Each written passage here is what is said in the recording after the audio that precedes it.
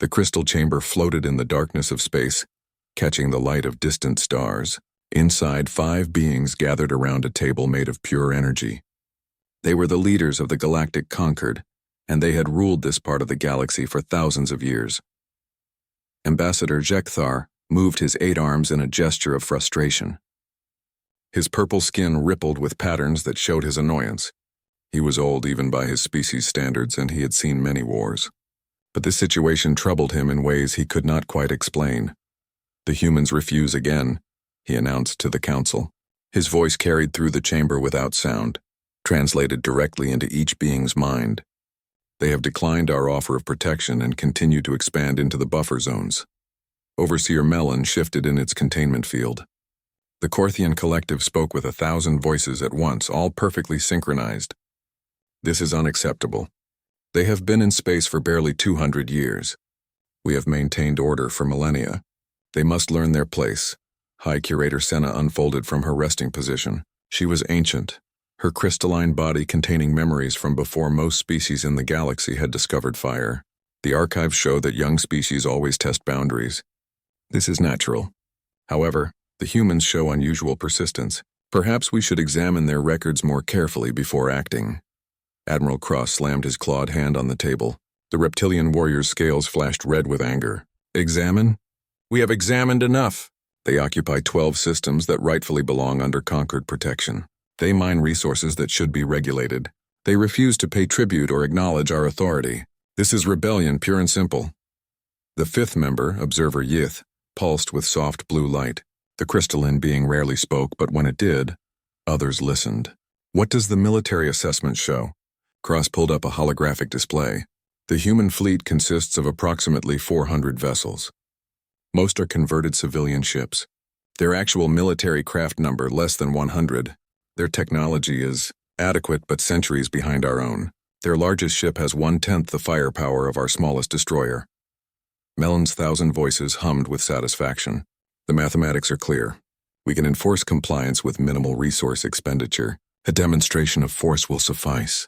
Jekthar felt a crawling sensation in his minds. Something was wrong, but he could not identify what. "I have been reviewing the human cultural database," he said carefully. "There are concerning patterns in their history." "Such as?" Cross challenged. "They have been fighting wars constantly since before they left their planet. Not occasionally, as most species do. Constantly. Their entire recorded history is one long military conflict with brief pauses. They have developed more ways to kill each other than most species develop technologies in total." Senna's crystalline body chimed softly. "This supports my recommendation for caution. A species that fights itself so frequently may have unusual approaches to warfare." Cross laughed, a harsh barking sound.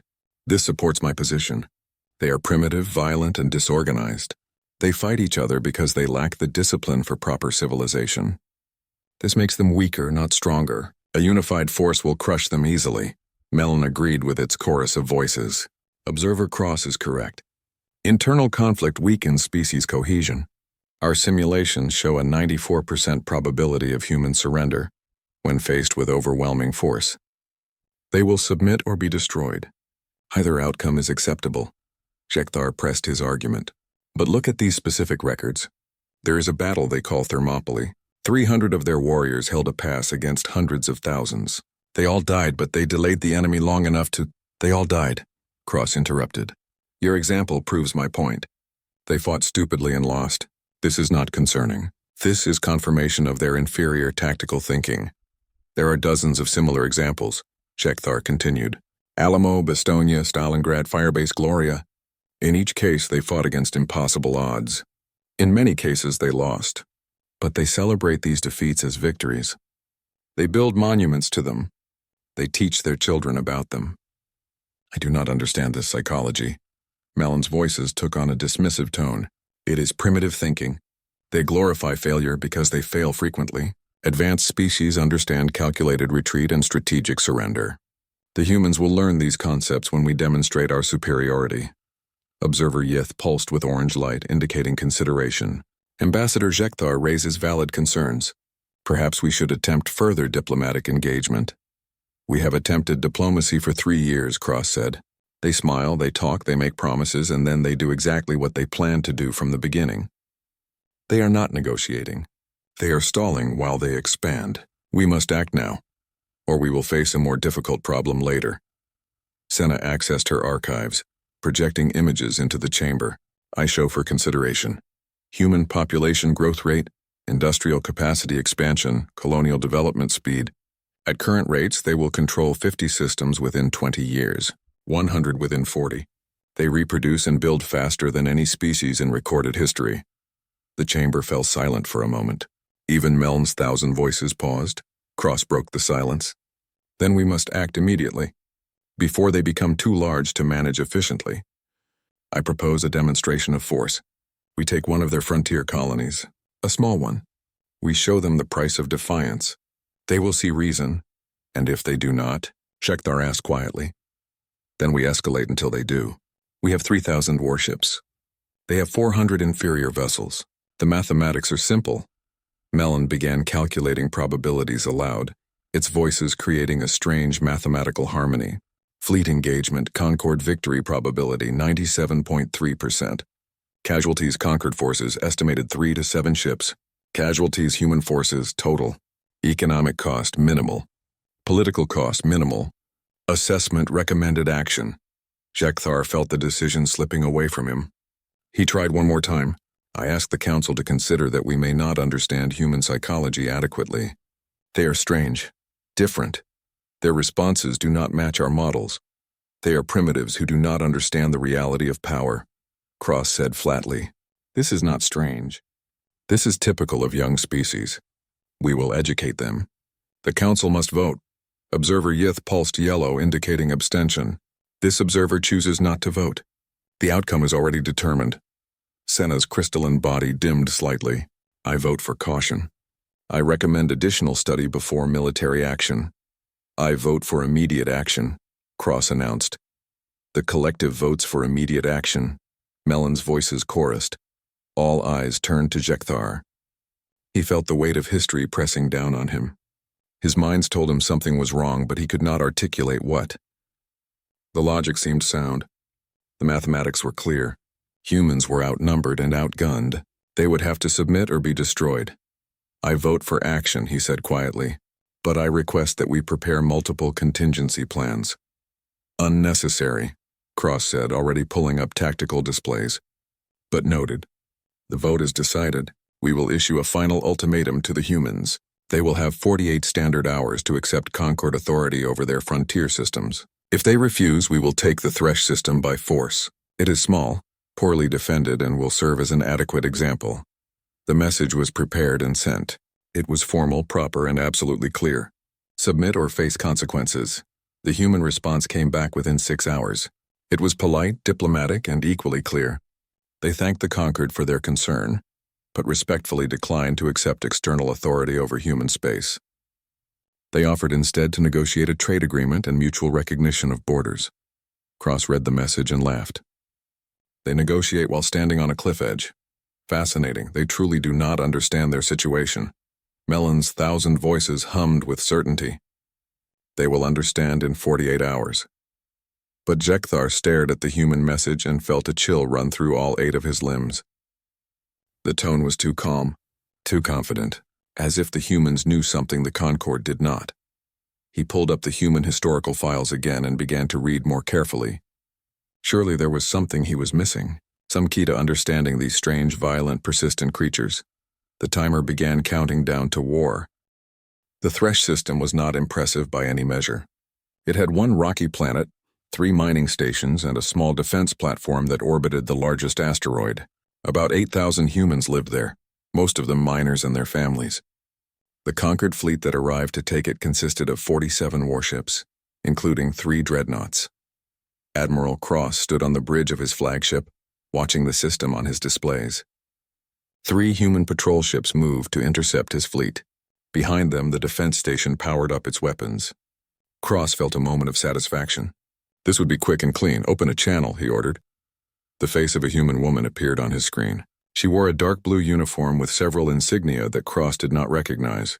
Her hair was pulled back tightly and her dark eyes showed no fear. The name on her uniform read, Nakamura. This is Captain Elise Nakamura of the Terran Defense Station Defiant, she said calmly. You are entering human space without authorization. Please state your intentions. Cross allowed himself a small smile. I am Admiral Cross of the Galactic Concord. This system now falls under Concord protection. You and all civilians have 6 hours to evacuate. Any military vessels that remain will be destroyed. These terms are not negotiable. Nakamura's expression did not change. I see. Please hold for a moment while I consult with my command. The screen went blank. Cross settled back to wait. The humans would argue among themselves for a few minutes, realize they had no choice, and begin evacuating. It was the logical response. 4 minutes later, Nakamura's face reappeared. Admiral Cross, I have consulted with my superiors. Our response is as follows: negative. We will not be evacuating. This is human territory and we will defend it. If you attempt to take this system, we will engage. Cross stared at her. For a moment, he thought he had misheard. Captain, perhaps you do not understand your situation. I have 47 warships. You have 3 patrol ships and a single defense station. Your weapons cannot even penetrate my flagship's shields. This is not bravery. This is suicide, perhaps, Nakamura said. But those are our orders. Withdrawal is not in our operational parameters. Defiant out, the screen went dark. Cross looked around his bridge. His officer stared back at him, equally confused. She must be insane, his second-in-command said. Or perhaps this is a bluff. Cross pulled up the tactical display again. 3 small patrol ships and 1 station, against 47 warships. If it is a bluff, it is a terrible one. Power weapons. We will give them one more chance to surrender, after we destroy their patrol ships. Perhaps that will restore their sanity. The battle began exactly as Cross had predicted. His fleet moved forward in perfect formation. The 3 human patrol ships accelerated to meet them. Cross assigned 9 ships to handle them. It should have taken less than 10 minutes. It took 40 minutes and he lost 2 ships. The human patrol ships did not fight like any enemy Cross had encountered. They did not maintain formation. They did not fall back when damaged. They did not attempt to preserve their vessels. Instead, they attacked with a ferocity that seemed insane. The first patrol ship, its engines damaged and hull breached in a dozen places, accelerated directly toward a Concorde destroyer. Cross watched in disbelief as it rammed the larger ship at full speed. Both vessels exploded in a ball of fire. What are they doing? His second-in-command shouted. The second patrol ship lost all its weapons in the first exchange. Instead of retreating, it accelerated toward another Concorde ship, broadcasting on all frequencies. For Earth. For humanity. Remember the Defiant.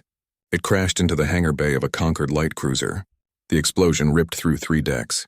Cross saw on his displays that the cruiser was still functional, but barely. The third patrol ship fought until it simply came apart under concentrated fire, but before it died, it launched every missile it had, every piece of ordnance, everything it carried. Most of the weapons were shot down, but 3 missiles got through and crippled another destroyer. Cross stared at his tactical display. 3 patrol ships destroyed, 3 of his ships lost or crippled. This was not supposed to happen. Continue the advance, he ordered. Target the station. The defense station called Defiant did not wait passively. It launched fighters. Cross had not even known it carried fighters. 20 small craft swarmed out and they flew like madmen.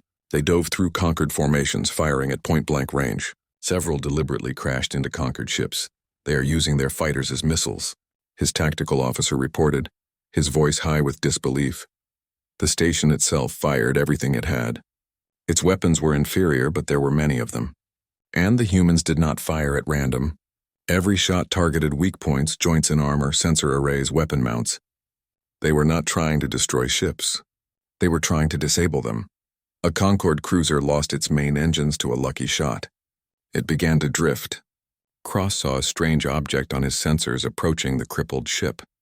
It was a mining shuttle, unarmed, moving at high speed. What is that? He demanded. The shuttle crashed into the cruiser's engineering section. The explosion was enormous. The cruiser broke in half.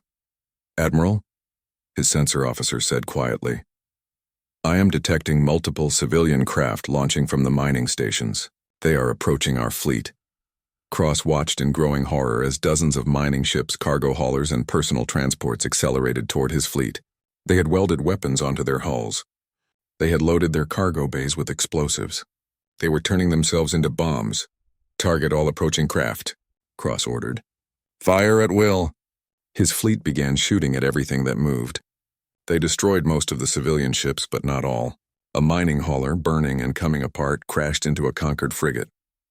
A cargo transport, its pilot surely dead at the controls, drifted into a dreadnought's port side and detonated. The station Defiant fought until its shields failed, then until its armor was breached, then until fires raged through every deck.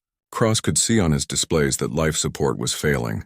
They had to know they were finished, but they kept firing. Even as the station began to break apart, its weapons continued to shoot. The last missile it launched destroyed one of Cross's destroyers. When the station finally exploded, Cross felt no satisfaction. He looked at his tactical display and felt sick.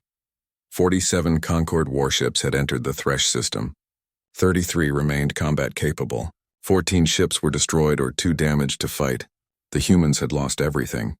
Every ship, every station, every fighter. But they had made the Concorde pay a terrible price. "Admiral," his communication officer said quietly, "we are receiving a message. It is from the mining colony's emergency beacon." Cross listened to the message. It was from a human woman, her voice calm despite the alarms blaring in the background. "To whoever receives this, the Defiant has fallen. The Thresh system is lost, but we held for 4 hours. We destroyed or disabled 14 Concorde warships with 3 patrol ships and 1 station. We made them pay for every meter of space. Tell Earth, tell Mars, tell every human colony. They can take our systems, but they will bleed for each one. Humanity does not surrender. Humanity does not yield. We will make them pay until they learn to leave us alone. This is our way.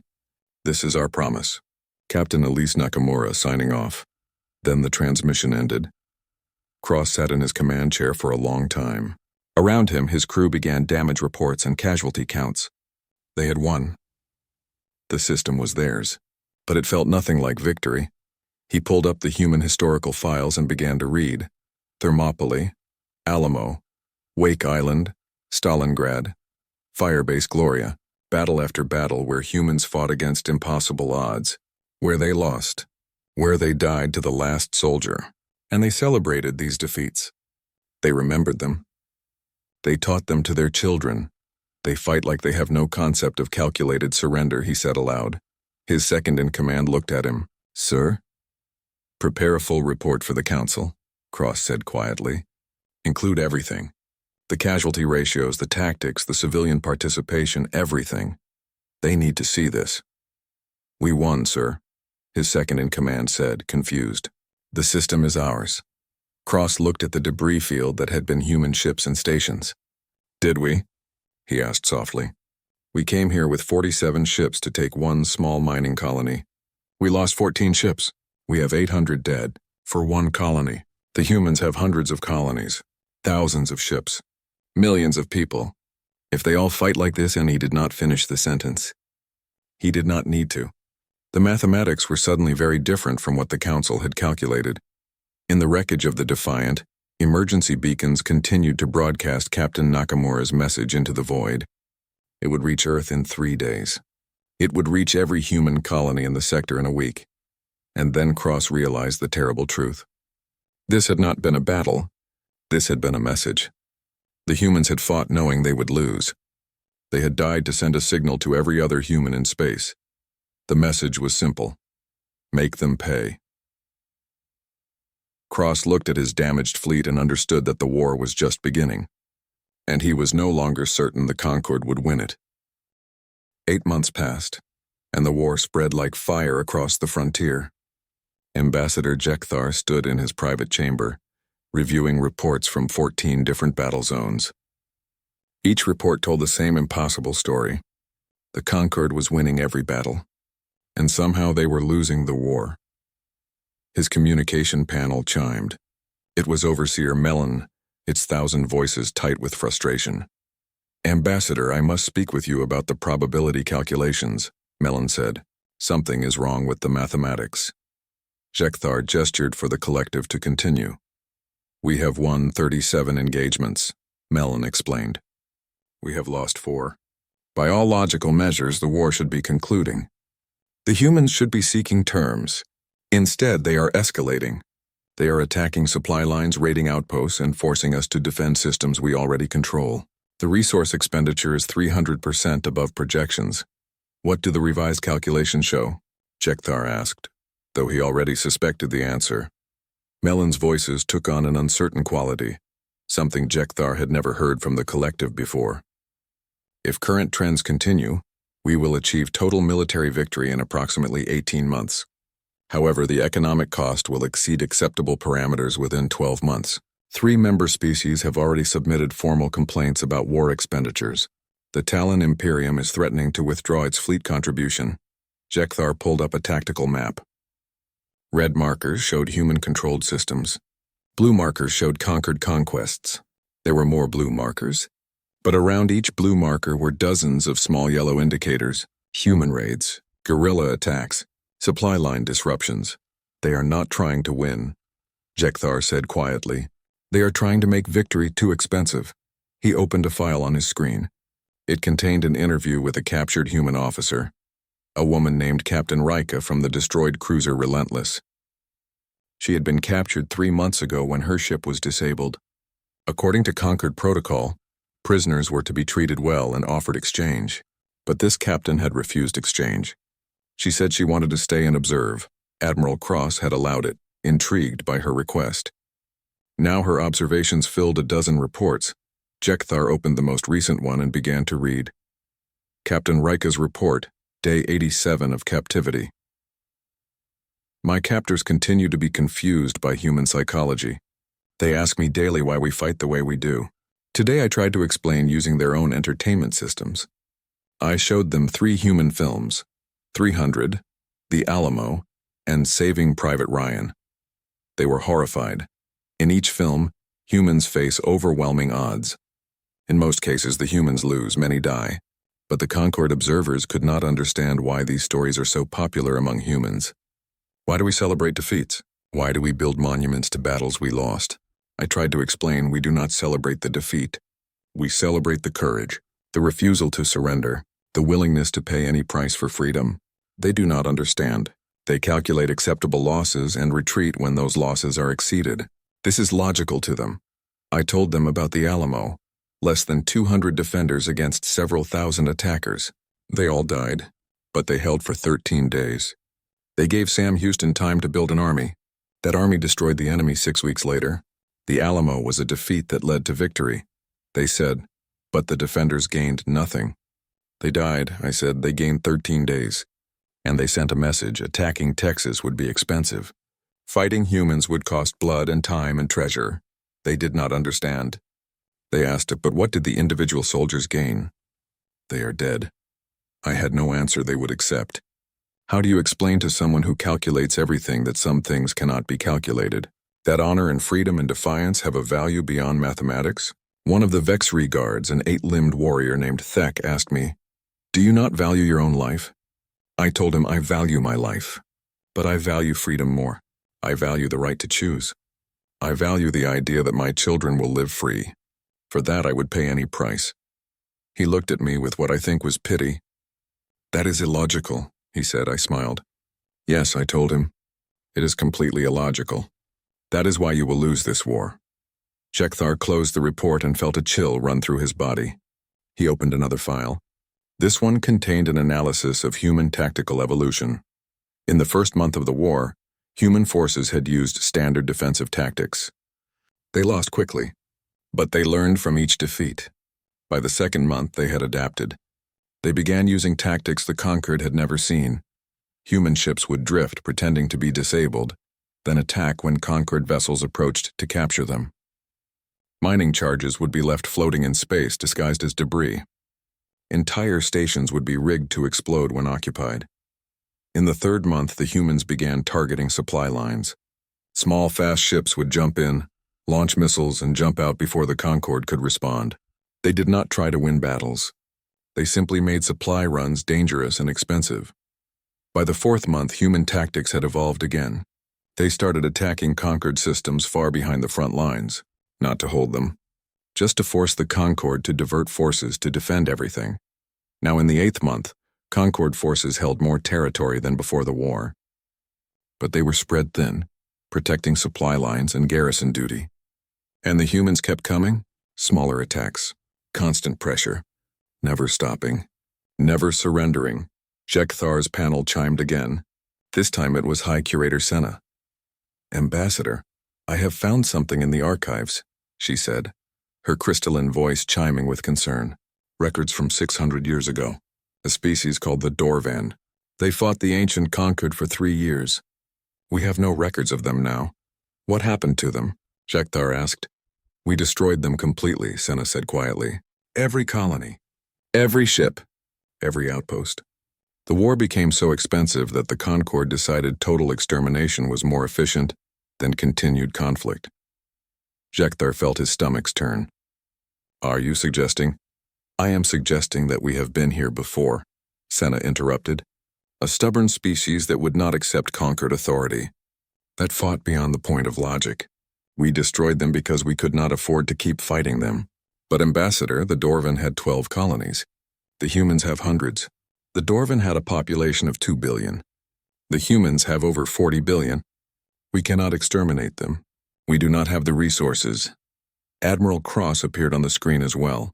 "I have been listening to this conversation," he said. "I agree with the curator's assessment. But there is another factor. The humans are not alone anymore. They have begun sending diplomatic missions to other independent species. They are offering trade agreements, mutual defense pacts, technology sharing. 5 species have accepted." "They are building an alliance," Jekthar said. "They are building a coalition against us," Cross corrected. "They are telling every independent species that the Concord will eventually come for them. That resistance is possible, that we can be fought. Every battle we win proves that we can be hurt. Every system we take proves that we can bleed. They are turning our victories into recruiting tools." Mellon's 1,000 voices joined the conversation. "I have completed new calculations. If current trends continue, the Concord will face a coalition war within 3 years. Current military capacity is insufficient for a multi-front conflict. Economic reserves will be depleted in 14 months at current war expenditure rates. Political cohesion is fracturing. Probability of Concord collapse 47% and rising." The screen went silent. 4 of the 5 council members stared at each other across the void. "How did this happen?" Cross asked quietly. "We won every battle. We have superior technology, superior numbers, superior everything. How are we losing?" Jekthar pulled up the recordings from Thresh. Captain Nakamura's final message. He played it for the others. "We will make them pay until they learn to leave us alone. This is our way." "That is their strategy," Jekthar said. "Make every victory so expensive that we cannot afford to keep winning. They are not trying to defeat us militarily. They are trying to defeat us economically and politically. And it is working." Senna's crystalline body dimmed. "Then what do we do?" Jekthar looked at the map again. All those red markers. All those human systems. Behind each one were billions of humans who would fight like the ones at Thresh. Who would turn every ship into a weapon? Who would make the Concord pay in blood and treasure for every meter of space? "I do not know," he admitted. "But we must find an answer soon." Because Captain Rika was right. Their illogical refusal to surrender is defeating our logical approach to warfare. And I do not know how to fight an enemy that values freedom more than survival. On a Concord prison ship, Captain Rika sat in her cell and listened to the news broadcasts. Another human colony had fallen. But the Concord had lost 9 ships taking it. She smiled. Humanity was losing the war. But the Concord was learning what it meant to fight humans. And that lesson was very, very expensive. She pulled out a small piece of paper and marked another tally. Concord ships lost this month, 43. Human ships lost, 107. By any logical calculation, humans were losing. But Rika did not think in terms of logic. She thought in terms of cost. And the Concord was paying more than they had ever paid before. Proxima Reach was supposed to be the end of the war. Admiral Cross stood on his flagship bridge and looked at the assembled fleet. 300 warships. The largest force the Concord had gathered in 2 centuries. Enough firepower to crack a planet. Against them, human intelligence reported 89 military vessels defending Proxima Reach. The colony was home to 12 million humans. It was a major industrial center, producing ships and weapons for the human war effort. Taking it would cripple human production capacity. Overseer Meln's 1,000 voices echoed across the command channel. Victory probability, 97.3%. Estimated casualties, 12 to 18 ships. Estimated time to victory, 14 hours. This will break human resistance. Cross was not as confident. He had been fighting humans for 10 months now. He had learned to distrust probability calculations when humans were involved. All ships to battle stations, he ordered. Proceed as planned, but stay alert. Humans do not follow the plan. The Concorde fleet jumped into the Proxima Reach system in perfect formation. Immediately, the human defense fleet moved to intercept. Cross studied their formation. It was textbook defensive positioning. Nothing creative. Nothing unexpected. That worried him more than anything. The battle began exactly as Melon had calculated. Human ships fought bravely but were overwhelmed by superior numbers. The Concorde formation pushed forward steadily. Human lines began to break after 2 hours. Ships retreated toward the planet. They are running, his second-in-command reported. We have them. Cross watched the tactical display. Something was wrong. The human retreat was too organized, too controlled. They were not panicking. They were executing a plan. Maintain formation, he ordered. Do not pursue too quickly. Watch for... The sensor board exploded with new contacts. Hundreds of them, thousands, what is that? Cross demanded. His sensor officer's voice shook. Sir, they are civilian ships. Colony transports. Mining vessels. Cargo haulers. Personal craft. Everything in the system that can move is launching. Cross stared at the display in horror. Every civilian ship in Proxima Reach was heading toward his fleet. And they were not running away. They were attacking. Sir, we are receiving a transmission, his communications officer said. It is broadcasting on all frequencies. A human face filled the screen. An old man, gray-haired, wearing the simple clothes of a miner. Behind him, Cross could see what looked like a cargo ship's bridge.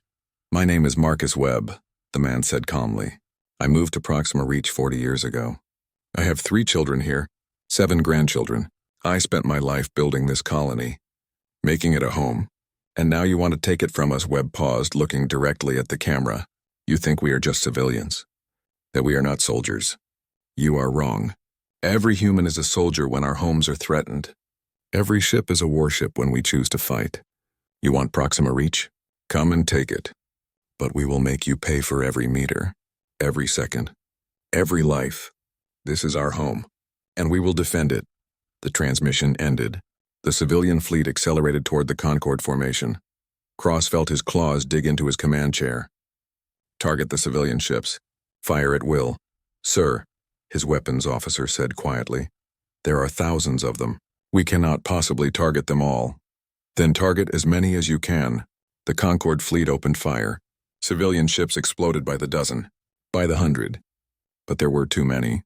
They swarmed through the Concorde formation like insects. Most carried mining charges or industrial explosives. When they got close enough to Concorde ships, they detonated. A colony transport, burning and breaking apart, crashed into a Concorde cruiser. The explosion tore through both vessels. A cargo hauler loaded with antimatter rammed straight into the forward section of a dreadnought. The resulting blast vaporized both ships and damaged 3 others nearby.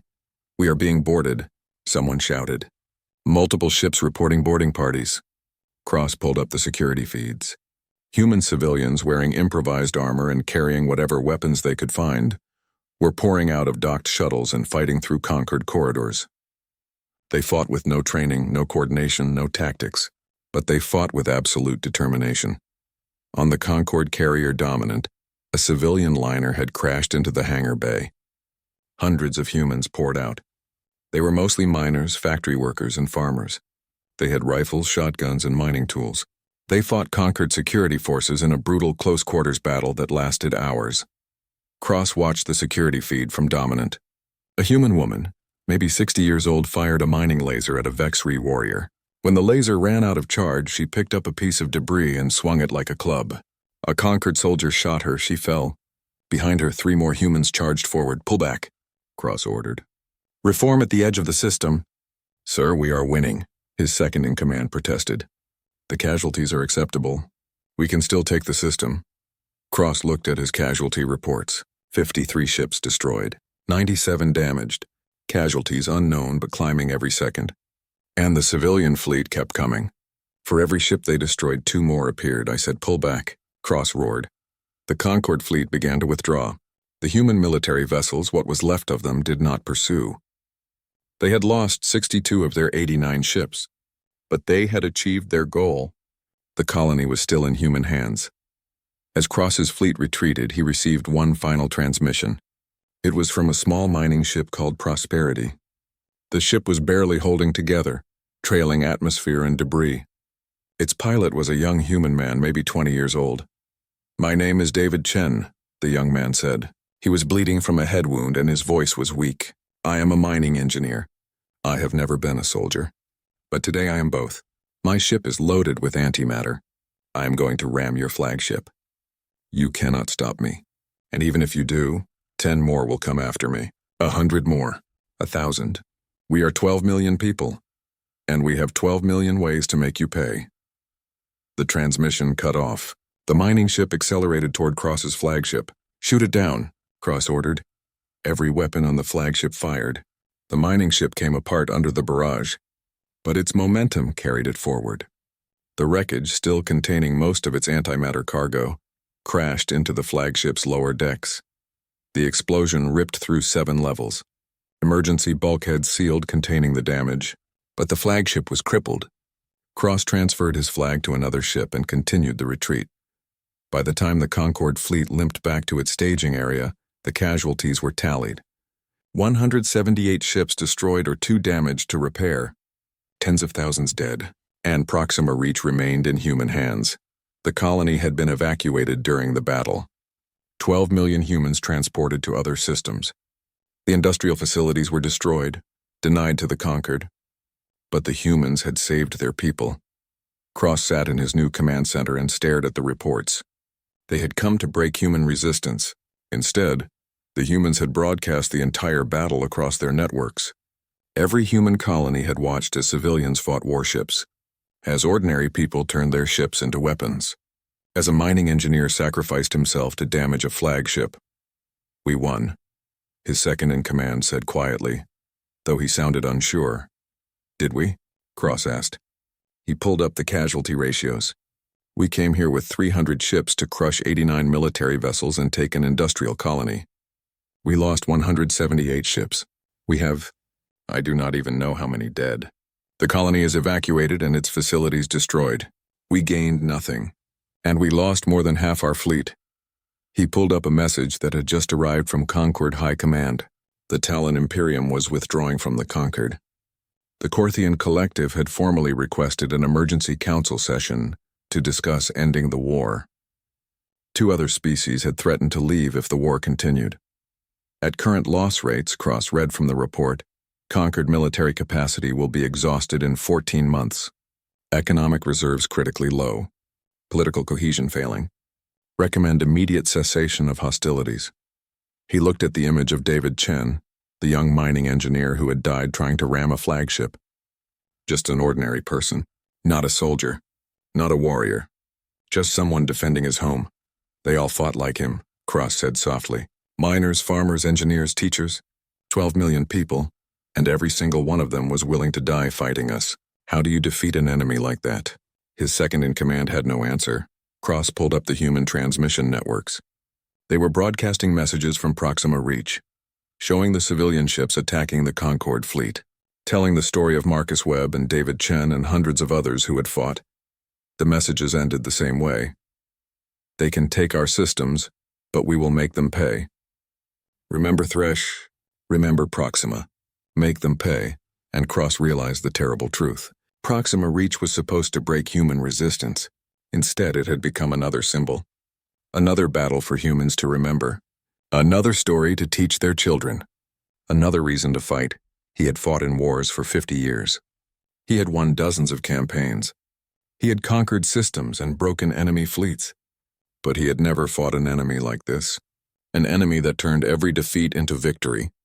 That celebrated resistance more than conquest. That would rather die than submit. The conquered council chamber had never felt so cold. Ambassador Jekthar looked around at the assembled representatives and saw fear in every face. 7 species had already withdrawn from the conquered.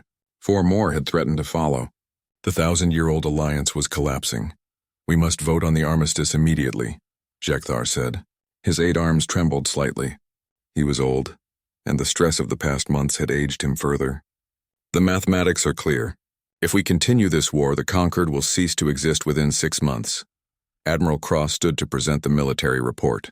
His scales, usually bright red, had faded to a dull brown. He had lost weight. Dark circles ringed his eyes. In 12 months of war, we have won 48 major engagements, Cross said.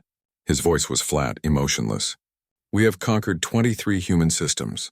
We control more territory now than when the war began, and we have lost the war. Overseer Mellon's 1,000 voices interrupted. That is contradictory. How can we have won every battle and lost the war? Because the humans were never trying to win battles, Cross explained. They were trying to make battles too expensive. And they succeeded. We have lost 342 ships. We have 70,000 dead. Our economy is in collapse. Our alliance is fracturing. The humans have lost over 800 ships and 300,000 dead, but they are still fighting. They will continue fighting until we leave their space or until we destroy ourselves trying to conquer them. He pulled up a hologram showing human territory. They have 400 colonies now. 50 billion people. If every colony fights like Thresh and Proxima Reach, we would need to destroy ourselves 20 times over to conquer them all. It is mathematically impossible. High Curator Senna's crystalline body chimed softly. I have reviewed the historical archives again. In 600 years of conquered history, we have fought 37 wars. We won 36. The one we lost was against a species that we eventually had to exterminate because they would not stop fighting. The humans are that species, except they are 100 times larger and we no longer have the resources to exterminate them. The chamber fell silent. Finally, Observer Yith pulsed with red light indicating grave concern. Then we have only one choice, the crystalline being said. We must seek peace. They will demand reparations, Meln protested. They will want territory. They will humiliate us, perhaps, Jekthar said quietly. But continued war means the end of the conquered. We must try, the vote was called. It passed, but barely. The conquered would offer an immediate armistice and request peace negotiations. 3 days later, Jekthar stood in the neutral station Harmony 7, waiting for the human delegation. He expected warriors, soldiers hardened by months of brutal fighting. Instead, the humans who arrived were diplomats. General Sarah Prescott led the delegation. She was a tall woman with gray hair and calm eyes. She wore a simple military uniform with no decorations. Behind her came Ambassador Chen, an elderly man with a kind face. Ambassador Jekthar, Prescott said, extending her hand in the human greeting. Thank you for agreeing to meet. Jekthar touched her hand awkwardly with one of his appendages. General, Ambassador, shall we begin? They sat around a simple table. Jekthar had prepared for long, difficult negotiations. He had expected demands for territory, reparations, trials for war crimes. Instead, Ambassador Chen smiled and pulled out a single piece of paper. These are our terms, Chen said, sliding the paper across the table. Jekthar read it, then read it again. These are very generous terms, are they? Chen asked. We ask only that the conquered recognize human sovereignty over our claimed systems, that you cease any military action against human space, that we establish trade relations and mutual recognition. We ask for no reparations, no territory beyond what we already control, no trials, no apologies. Why? Jekthar asked, genuinely confused. You could demand much more. Our economy is failing. Our alliance is fracturing. You could take anything you wanted. Prescott leaned forward. Ambassador, we did not want this war. We never wanted your territory. We did not want to conquer you. We just wanted to be left alone. We fought because you would not allow us to exist freely. Now you understand that fighting us is too expensive. That is all we wanted. Recognition of our right to exist. Jekthar felt something twist inside him. All of this. All the death. The destruction. Just so you could be left alone? Yes, Chen said simply. We tried diplomacy. You refused. So we had to teach you that conquering us would cost more than it was worth. Now you have learned that lesson. So we can have peace. Mellon's 1,000 voices came through the communication system. But you lost more ships than we did. More soldiers died. You lost 23 systems. How is this victory for you? Prescott smiled grimly. Because we are still free. Because you are leaving our space. Because our children will grow up without conquered occupation. We did not measure victory in ships or systems, Overseer. We measured it in freedom. And we are still free. Jekthar signed the treaty with shaking hands. It was done. The war was over. Humanity had won by losing. Or the conquered had lost by winning. He was no longer sure of the difference. That evening, Jekthar requested a private meeting with Ambassador Chen. They met in a small conference room, just the two of them. I need to understand, Jekthar said. I have read your history. I have studied your culture. But I still do not understand.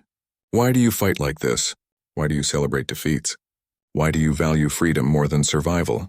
Chen was quiet for a long moment. May I tell you a story from Earth history? He asked. Please. 3,000 years ago there was a city called Athens. It was the birthplace of democracy, of freedom. One day a massive empire came to conquer Athens.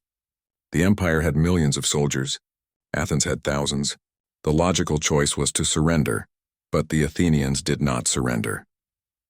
They fought at a place called Marathon. They won. The empire came back with an even larger army. The Athenians fought again at Salamis. They won again. The empire came a third time. This time 300 Spartans held a pass called Thermopylae. They all died, but they delayed the enemy long enough for Greece to prepare. Greece eventually won that war, but that is not why we remember it. We remember it because those people chose freedom over safety. They chose to fight impossible odds rather than live under tyranny. And that choice, made 3,000 years ago, shaped all of human history. Chen looked at Jekthar with sad eyes. You asked why we fight like we do. It is because we learned over thousands of years and countless wars that freedom is not free, that tyrants must be resisted, that some things are worth dying for. You calculated acceptable losses and retreated when those losses were exceeded. That is logical. But we do not measure losses the same way. We measure the cost of slavery versus the cost of freedom, and slavery is always more expensive. Jekthar felt something break inside him. We are not tyrants, he said quietly. We brought order, stability, protection. You brought order that we did not ask for, Chen replied gently. Stability that required us to submit. Protection that cost us our freedom. Perhaps you meant well, Ambassador. But intentions do not matter. Only actions matter. And your actions said, submit or be destroyed. So we chose a third option. Make destruction too expensive. Jekthar was quiet for a long time. Finally, he asked the question that had haunted him since Thresh. If you had known the cost from the beginning, would you still have fought? Chen did not hesitate. Yes, freedom is worth any price. It always has been. It always will be. The next day, High Curator Senna requested an urgent meeting with the council. She had been deep in the archives searching for something.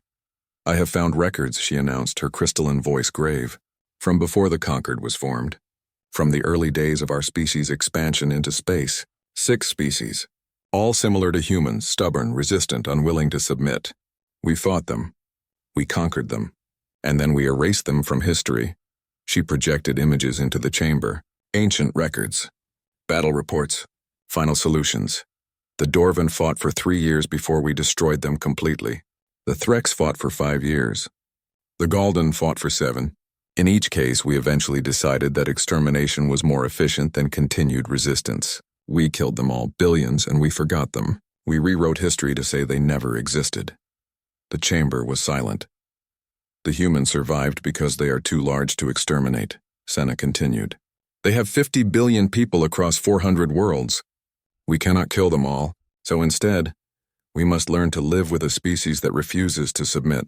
This is unprecedented in Concord history. Jekthar stood slowly. Then perhaps, he said quietly, it is time for the conquered to change. We have ruled through force and fear for 1,000 years. We have destroyed species that resisted us. The humans have shown us that this cannot continue. Not because it is wrong, though perhaps it is, but because it is no longer sustainable. The universe is large. There will be other species like humans. Species that value freedom more than survival.